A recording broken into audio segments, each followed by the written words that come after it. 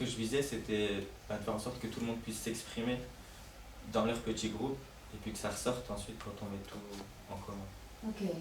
Donc là, tu prends la parole et tu leur proposes de se diviser en petits groupes, c'est ça? C'est ça que tu fais à ce moment-là? C'est ça que je fais. Vu que j'étais entre guillemets le seul nouveau, tous les animateurs qui étaient déjà là avaient déjà travaillé auparavant dans cette structure. Okay. Du coup, je voyais qu'il y avait quand même des affinités et tout. Et j'ai fait le choix de leur dire, faites des petits groupes, mais... non, au début, j'ai fait le choix de leur dire, faites des petits groupes en leur donnant aucune consigne, c'est ça. Du coup, je les ai vus se mettre un peu par affinité, etc. Ça m'a permis de voir aussi quelles sont leurs affinités. Et, c'est important de voir... Je pense que oui, c'est important, surtout en colonie de vacances où on est parti pour être un mois tous ensemble. C'est important en tant que directeur de voir qu'il n'y a personne qui monopolise trop la parole, qui prend trop de place, et à l'inverse, personne qui reste dans son coin ou qui se sent un peu exclu. Et les laisser au début une part de liberté pour voir un peu de loin comment est-ce qu'il fonctionne, comment est-ce qu'il marche, ça m'a permis de voir aussi qu'une personne était un peu mise à l'écart, puis on a pu travailler dessus pour qu'elle fasse partie intégrante de l'équipe. Je ne sais pas si ça se dit, mais... D'accord, donc tu vises ça aussi dans ton choix d'animation. Ouais, après tout ça, ça a été réfléchi. Enfin, ça m'arrive pas comme ça pendant que je fais l'action. Tout ça, ça a été réfléchi avant avec la directrice aussi lorsqu'on a préparé la réunion. D'accord. Ok. Donc tu avais là cette intention multiple, on va dire. Ouais, oui, c'est ça. Je visais plusieurs choses à la fois. Je me dis, il faut que je fasse attention aux animateurs, voir que tout le monde trouve bien sa place et que tout le monde puisse avoir la parole. Et en même temps, je vise ce travail de comment est-ce qu'on organise le séjour.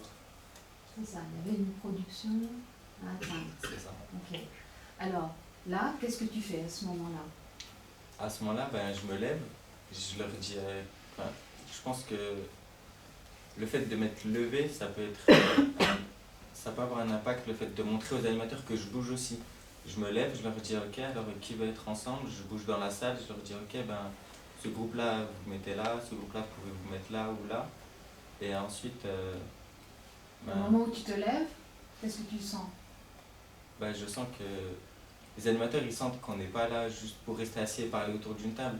Et le fait de me lever, aller vers eux pour leur dire ok, vous faites les groupes, vous allez par là, ça permet aussi de leur montrer que je ne suis pas juste assis à mon bureau à leur dire ce qu'il faut faire. Et du coup, ils font leur groupe par affinité et ils partent chacun travailler. Et là, je me dis que ça y est, c'est parti. Enfin, je me le dis pas consciemment, mais en réalité, c'est parti. Ils ont commencé à travailler. Avec ma directrice, on se met d'accord sur qui fait quoi un peu, qui va avoir les groupes, parce que du coup, c'est moi qui m'en suis occupé parce qu'elle avait d'autres choses à faire.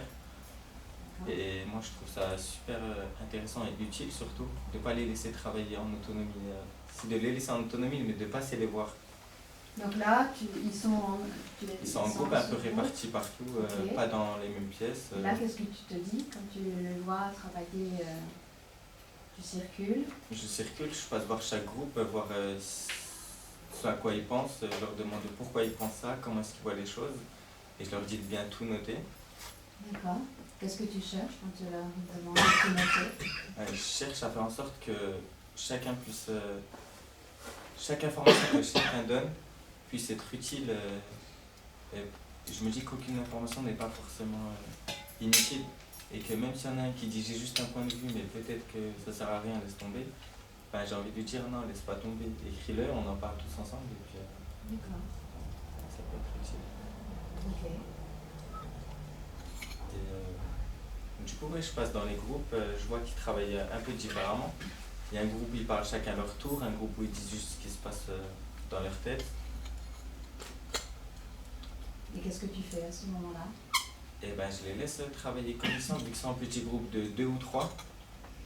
Et si leur manière de travailler pour que tout le monde dans le groupe puisse parler, si entre eux ils se sont mis d'accord, je ne vais pas venir et leur imposer une manière de travailler si ça fonctionne.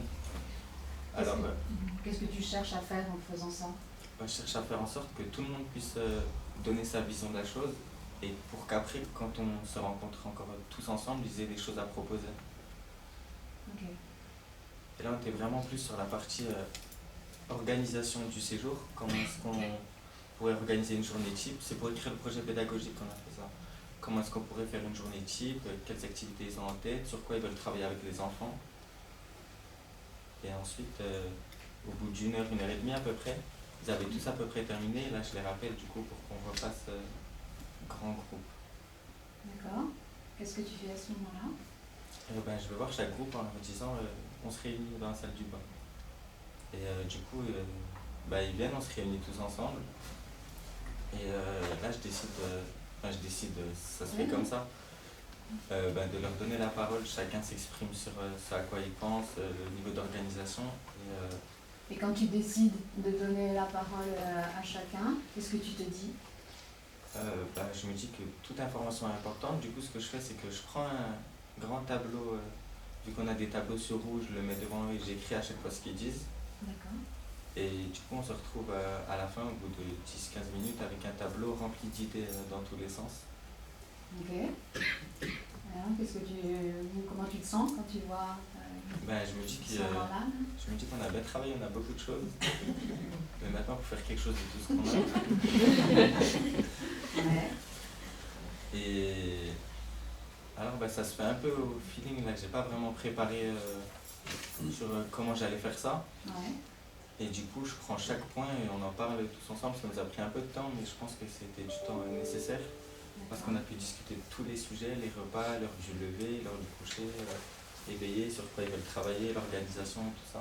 Et au moment où ça s'est fait au feeling, qu'est-ce qui se passait en toi? Comment tu te sentais?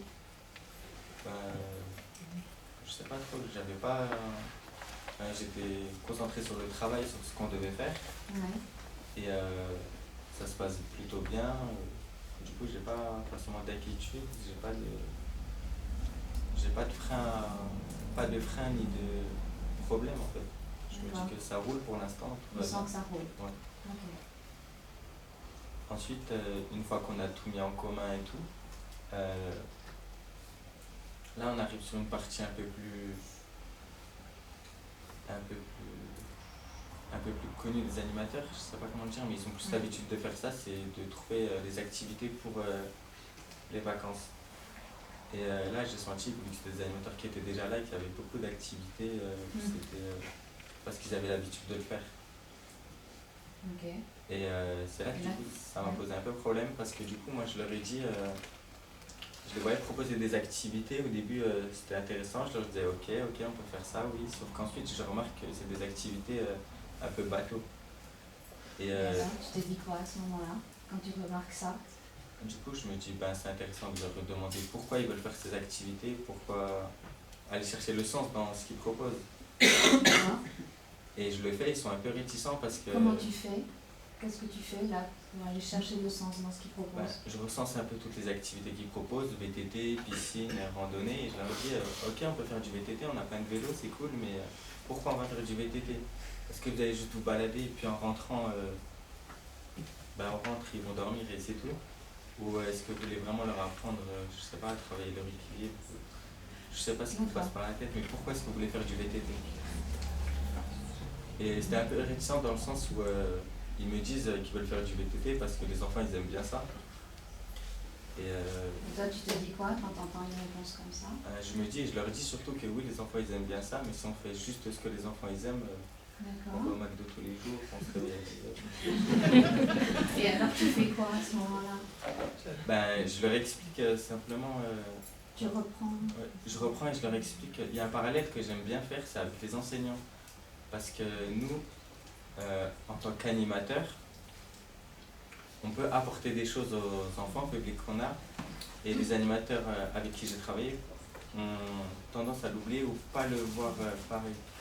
Et j'aime bien faire ce parallèle parce que c'est quelque chose que personnellement j'entends, où des animateurs, mais surtout en périscolaire, me disent oui, mais on n'est pas prof. Et je leur dis, oui, vous n'êtes pas prof, mais vous êtes quand même là pour apporter des choses aux enfants. D'accord, donc là tu reprends la parole, alors que eux ils donnaient plein d'idées. Là tu reprends la parole et tu questionnes le sens, le pourquoi. Le pourquoi et surtout je trouve ce qui est important, surtout avec les animateurs qui ont fait beaucoup d'animations, je je parle pour moi, mais avec les animateurs qui ont fait beaucoup d'animations, personnellement, je ressens qu'ils ont pris une certaine habitude à faire toujours les mêmes activités. Ils ont perdu un peu le sens de ce qu'ils font. Pour eux, ils sont animateurs. Et c'est pour ça qu'on se battait aussi. C'est le fait qu'en tant qu'animateur, on n'est pas juste là pour garder les enfants. Ok. Et alors là, tu fais attention à quoi? Je fais attention aux activités qu'ils proposent. Je leur demande le sens. Et je fais attention aussi à ce qu'ils comprennent ce que je dis. Si je leur dis si on va faire du vélo pour qu'ils apprennent à travailler leur équilibre, s'ils écrivent ça sur la feuille, ça peut m'aller, sauf que je veux vraiment qu'ils comprennent parce que c'est pas que sur le papier, c'est aussi en termes d'animation quand ils proposent aux enfants des animations. S'ils vont faire du VTT avec une optique de on va faire une balade ou avec une optique de je vais apprendre ça aux enfants, c'est totalement différent. Et alors, quand tu fais ça, comme tu le fais, comment tu sais que ça va te permettre d'atteindre l'objectif? Eh ben, je le sais pas. Alors, comment tu fais quand tu sais pas? Eh ben, ça paraît difficile. Au début, j'ai de la chance parce que pour moi, ça va, mais moi, je suis quelqu'un qui arrive à avancer dans le flou. Et c'est un peu le mode projet. Je l'ai appris comme ça en formation, où un projet, il faut savoir qu'il peut se modifier tout le temps pour plein de choses. Et je dis aux animateurs qu'on travaille sur une relation de confiance, que s'ils n'ont pas compris des choses, ils n'hésitent pas à venir me voir, et moi je leur fais confiance dans le sens où s'ils proposent une activité avec un sens, et qu'ils puissent partager le sens aussi dans l'animation, que c'est pas sur le papier. Et j'ai pas d'autre choix que de leur faire confiance parce que je peux pas participer à toutes les activités. Et la meilleure façon de faire en sorte que ça marche, c'est du coup de leur faire confiance et de leur faire comprendre qu'ils ne font pas du VTT juste pour faire une balade en vélo. D'accord. Donc la confiance que tu leur donnes, c'est celle que je pense que eux ont donnée aux enfants, et ceux qui ont la confiance, ça vous permet d'avancer dans le flou collectivement. C'est ça. Et je dis avancer dans le flou parce que je sais pas si un animateur il va prendre des vélos, je prends cet exemple parce qu'il me parle et c'est celui auquel je pense. Il va prendre des vélos, dire aux enfants on fait un tour de 2 km et on rentre. Ou s'il prend des vélos, il dit aux enfants on va faire un tour. En leur disant on va apprendre, je sais pas, le code de la route, on va apprendre des choses, et ça c'est à l'animateur. Et moi je peux rien faire dessus, ou tant que je suis pas dans l'activité, Donc à ce moment-là, tu penses à tout ça, en entendant leurs propositions d'animation, tu penses à ça, à leur faire exprimer le sens que cette animation aura. Et qu'est-ce que tu fais à ce moment-là, si on va conclure sur cette... je leur explique simplement, et eux, en tout cas, ils m'avaient l'air de comprendre. Ouais. Et ensuite, maintenant que les vacances sont passées, j'ai le sentiment qu'ils ont compris, parce que je les voyais de loin faire leurs animations, où c'était pas que faire des animations pour passer le temps, en fait. D'accord. Bon, si tu veux bien, on va revenir ici et maintenant, juste cette situation. Merci de l'avoir partagé. Pas de soucis. Merci. Merci.